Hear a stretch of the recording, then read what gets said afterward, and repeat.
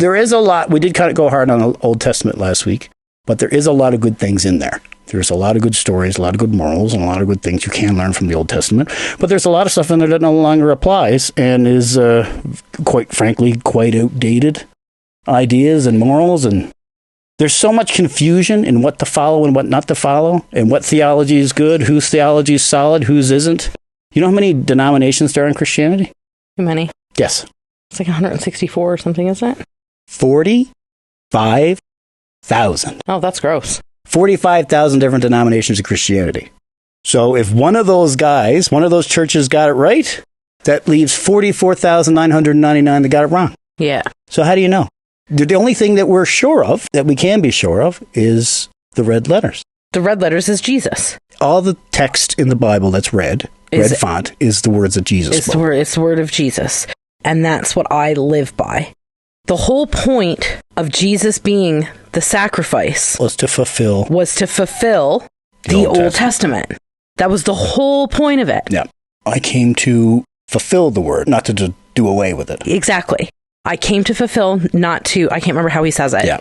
But if there's anybody who's interested in learning about it, you need to read the Sermon on the Mount, because it is the most pivotal moment, I think, for Jesus, for him, because everybody was like, what do you mean? Yeah. Like, we don't have to do this anymore. And he's like, no, exactly. This is what you have to do.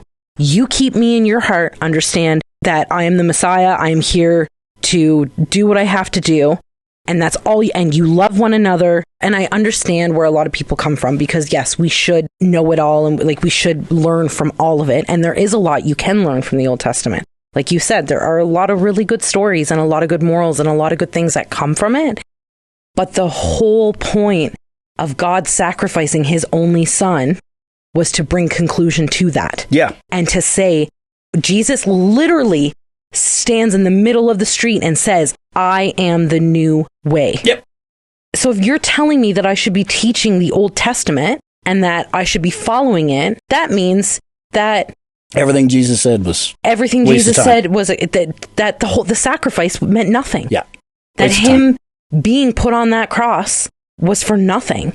And that will piss me off. Then you're going to get a fight. Yeah. That is the biggest sacrifice anybody could have ever made for humankind. And we all take it for granted, and we don't realize the intensity and of what he went through.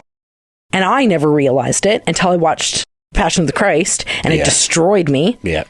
Because you don't really understand fully what it is. But anyway, yes, the Old Testament is there. It will always be there. But there are like hundreds of thousands of translations from where it comes from Hebrew. Yep.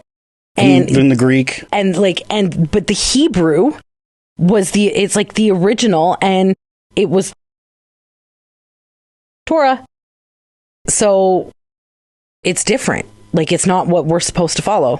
We're not Jewish. There's so much context. There's so many things you need to consider in each part. Even the New Testament. They're finding out now, there's a learning out now that half the stuff that Paul wrote in the New Testament may not have actually been Paul, but somebody pretending to be Paul. Yeah. Like, and how the fuck do you keep up with it all? You can't. So the only thing that I can be sure of is the red letter. Is the red letters. Yeah. I'm not going to worry about anything else. No, that's my only concern. I'm not going to argue with 44,000 other churches. No. Denominations about what's right and what's wrong. That's right. I'll just follow the fucking red letters. Yeah, that's right. Makes it easy. Yeah. So there you go. That's it.